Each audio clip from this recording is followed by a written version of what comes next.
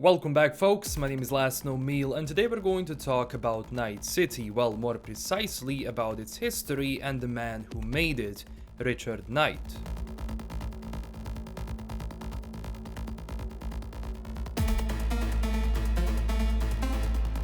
Have you ever wondered who was behind all of this? Which man had the idea so grand that he decided to create a city of the future, a city that all other cities would be envious of, and in the end, he did pull it off. But let's go back to the beginning. Richard Knight was a young partner in a construction company of Halsey, Ferris and Knight. This company was dedicated to massive corporate construction projects. They were the one who made office plazas and banks, which were usually corporate funded on a massive scale, and Richard soon became a very rich man. By 1990, those projects started coming in less often, and Richard Knight decided to split from the company to create its own development company, Knight International. Now, as I said in the beginning, Knight had the idea to create an ideal city. His vision and design were grand, but to be able to build that city, he needed capital, a lot of it. But he was lucky. During that time there was a huge economic crisis, and the event which was known as the collapse, that's where pretty much everything went to hell, including the World Bank and the World Stock Exchange, which were basically gone. US government had no one to ask for help, and millions of people became homeless and a lot of people were unemployed. That's when kinda mega corporations said, okay, we need a new land. Now, as I said, mega corporations started to look to basically establish their own urban areas, and those would be controlled areas that would be free of crime, poverty and debt. It was a dream for them because the city government would be corporate run, allowing expansion and no anti-business elements. You know, those pesky rules to protect the people and capital? Now, we don't need that. We need a place that we can call our own. And then Richard Knight came in like a hawk with his plans that were basically tailored to their needs. That's when Megacorp started to pour in huge amounts of money into his plans.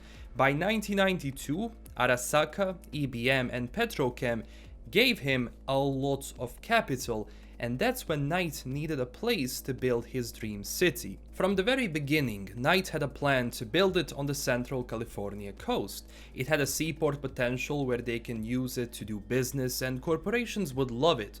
On top of that, he also had beautiful hills on the side he could definitely turn into something.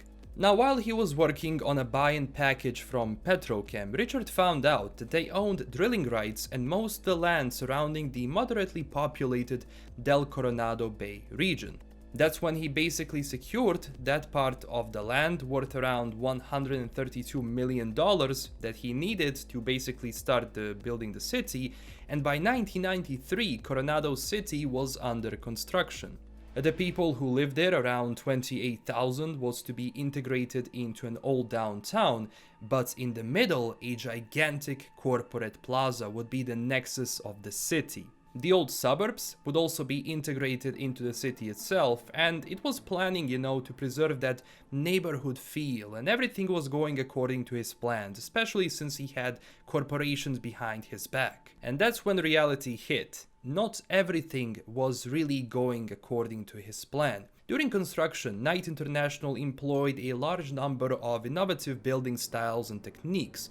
This resulted in excluding the old companies like Halsey, Ferris and Skiv, who were Knight old partners. And since their company ran out of money, they joined in with local mob figure dominating North Cal region. That's when they started putting out these threats on Knight's life, and of course he didn't pay any attention, the man had a city to build. That's basically when those threats turned into sabotage, and Knight called in his corporate partners that dealt with those threats in their own way, in the corporate way. But even after that, Richard Knight didn't really care about those threats and what the mob was planning, and that's when on September 20th, 1998, he was shot and killed in his penthouse at the top of the Parkview Tower. They never found out who killed him, but of course, the mob is to blame. That's when Night City Council decided to rename Coronado City into Night City to always remember its founder, Richard Knight. But that is also when the struggle for power started. In the next 7 years, mob had more and more influence in the city. And even though corporations controlled somewhat the council, Mob ruled the streets. Gangs basically populated the suburbs of the old city that sadly never started to see development, and they got integrated so much into that part that the only way you can actually take out the gangs from that area is to demolish it completely, so they kinda backed out, and that area was called the combat zone. By 2005, mob ruled the city. Corporations usually just kept in their towers, they were safe there, and didn't care much about what was going on. That's when police basically became powerless because you had corpos on one side and mob on the other. That was also considered the dark years of Night City, with murders and wars in the streets that became a very normal sighting.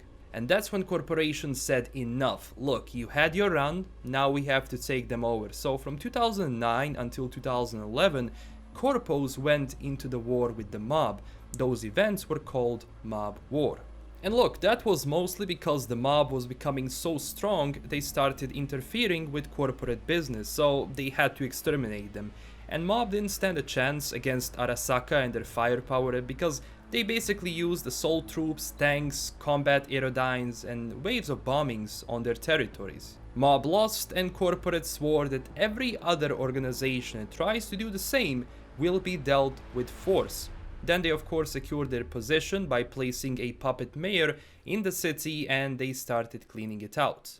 Of course, these events didn't go well for the common people, and that was when the city you kinda know from the game started to rise with, just poverty on the streets, and a lot of troops that came in to basically secure the city. Well, they took the houses of people that couldn't pay for rent anymore or for their mortgages, so those people were left on the streets.